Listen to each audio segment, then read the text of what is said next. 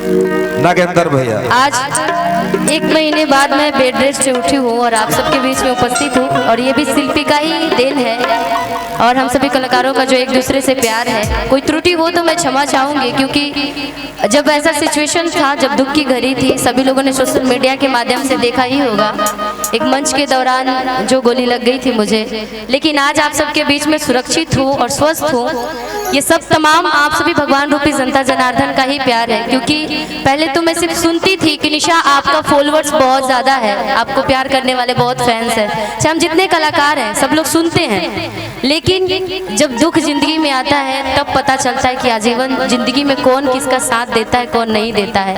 और मेरे साथ तो तमाम जनता जनार्दन, भगवान रूपी जनता जनार्दन का प्यार था, तो मुझे बचना ही था। मैं तो आशा उम्मीद छोड़ दी थी कि मैं कभी गा भी पाऊंगी, लेकिन आप सबके बीच में जब आप सबका प्यार आशीर्वाद देखती हूँ तो दोबारा आप सबके बीच में हूँ। एक कहावत है ना, कोट दीजिएगा भैया, यही छोटू कोट दीजिए ना। आप सभी, सिर्फ मैं ही नहीं, आप सबके भी जिंदगी में कभी दुख है ना, क्योंकि जिंदगी का नाम ही है संघर्ष, और दुख सुख तो आता रहता है, लेकिन कहना है कि मारने वाला है भगवान, बचाने वाला है भगवान, कि मारने वाला है भगवान, बचाने वाला है भगवान, कि बाल न बाका होता उसका, कि बाल न बाका होता उसका, कि जिसका रक्षक दया निधान, कि मारने वाला है भगवान, बचाने वाला है भगवान, मारने वाला है भगवान, बचाने वाला है भगवान, बाल न बाका होता उसका, बाल न बाका होता उसका, बाल न बाका होता उसका, वो जिसका रक्षक दया निधान। हमारे लिए इस धरती पे, हम सभी कलाकारों के लिए इस धरती पे भगवान कोई है तो आप सब है, हमारे श्रोता भगवान है, उन्हीं को हम सब भगवान मानते हैं। आप ही के कारण तो सब कुछ होता है। कि मारने वाला है भगवान, बचाने वाला है भगवान, मारने वाला है भगवान, बचाने वाला है भगवान, मारने वाला है भगवान, बचाने वाला है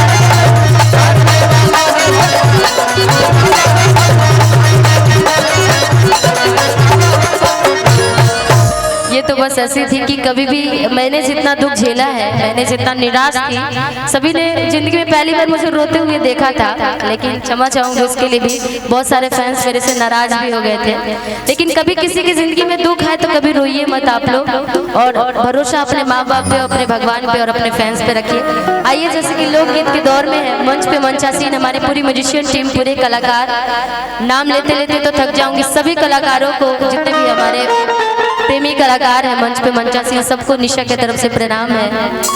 बहुत सारे, तुम खुश रहिए बोल देख रहे हैं ना मिजाल जी, ये करिए, खुश रहिए। सभी को मंच से एक ही साथ में प्रणाम कर लेती हूँ, क्योंकि टाइम काफ़ी कम है और ज़्यादा देर में मंच पे खड़ी भी नहीं रह पाऊंगी, क्योंकि अभी डॉक्टर रेस्ट करने के लिए बोला है। लेकिन एक गीत आप सबके बीच में जो मैं हमेशा गाती हूँ, शिल्पी जी का गाना, कि झुमका गाढ़ा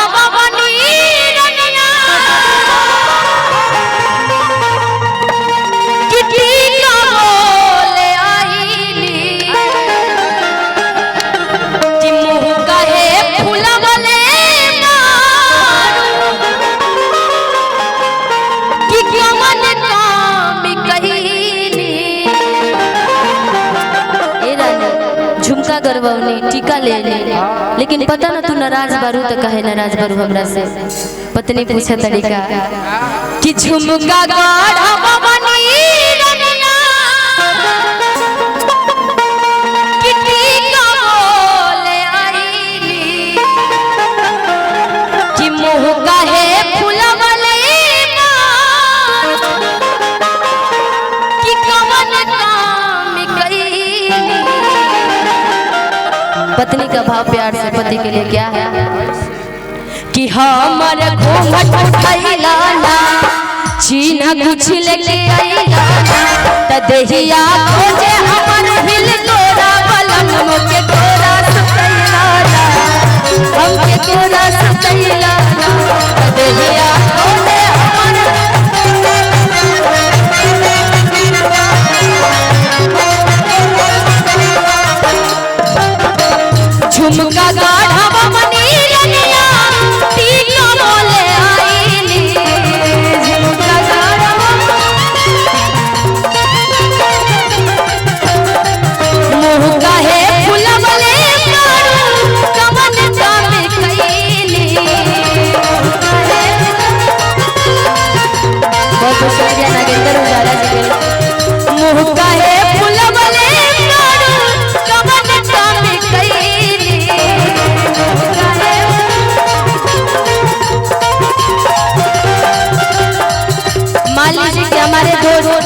बहुत ही अच्छे मित्र हमारे विजय चौहान जी, जो कि हमारी इन दोनों की बड़ी अच्छी बॉन्डिंग है हम दोनों की, जिससे बड़े लोग जलते भी है ना, जलता जलती दोनों है। लेकिन आज आप सबके बीच में जितना तारीफ किया जाए शिल्पी जी का, आपका, अभय जी का, बहुत कम है सच में। ये आशीर्वाद प्यार आप सभी कलाकारों पे हमेशा बनाए रखिए और भोजपुरी को आगे बढ़ाते रहिए। जोरे वाला के जोरे दिया, करे वाला के करे दिया का हमनी के मित्रता आजीवन है।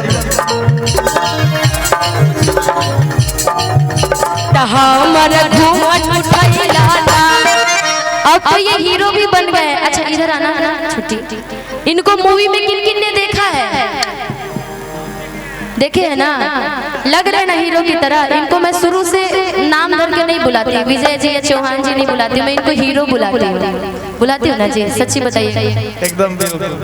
और देखिए ये जो हम तो हीरोइन बोलावे नहीं, लेकिन हीरोइन इनकी कोई और है ना जी, चेंज हो जाती है फिल्मों में।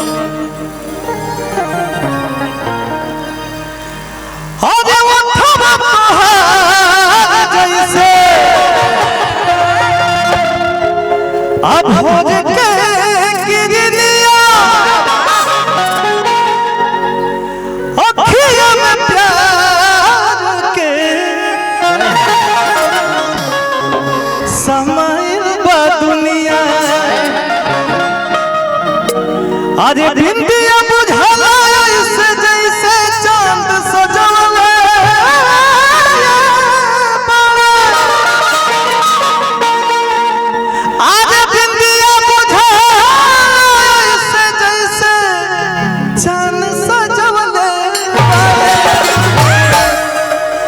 भगवान बड़ी फुर्सत से। ए भैया, अजय भैया ही का अच्छा लोग कि भगवान बड़ी फुर्सत से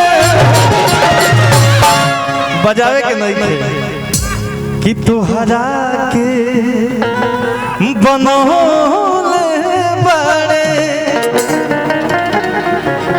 अगर तुम बेनकाब कयामत की घड़ी होगी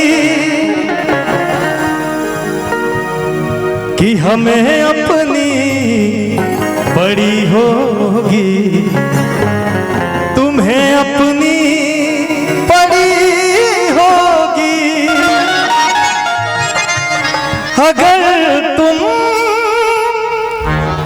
बेनकाब हो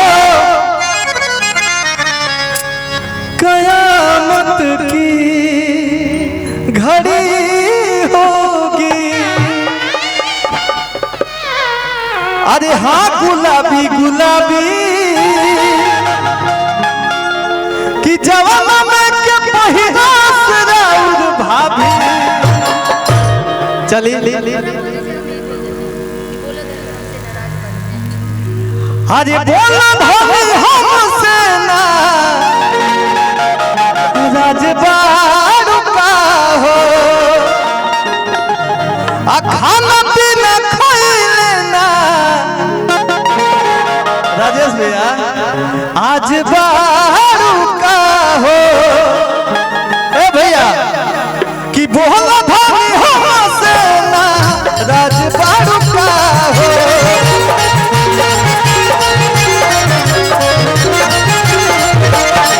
खाना पीना खाइले ना राजबारू का हो।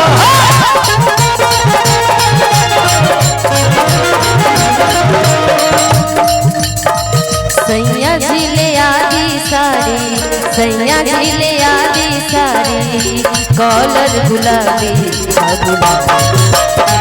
जमुना में कितने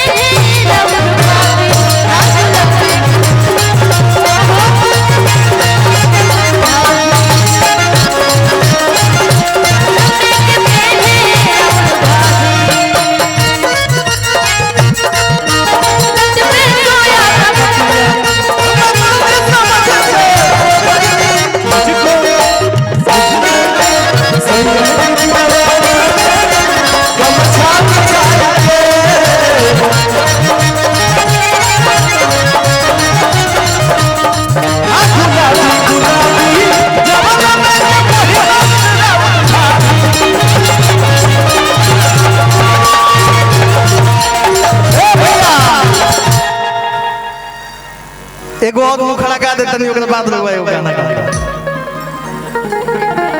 एगो औरतिया कहतिया राजा हो लाली मंगनी लाली ले आइलो बाली मंगनी बाली ले आइलो जवन मंगनी तवन ले आइलो का हो का नाम बता साधना सिंह एगो शारदा बाबू हमर पूरा देता